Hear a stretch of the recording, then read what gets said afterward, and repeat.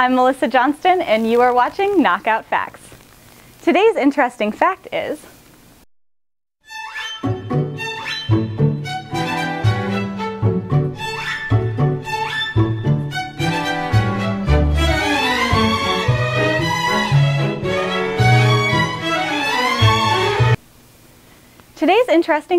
the sound you hear when cracking your knuckles is actually the sound of nitrogen gas bubbles bursting.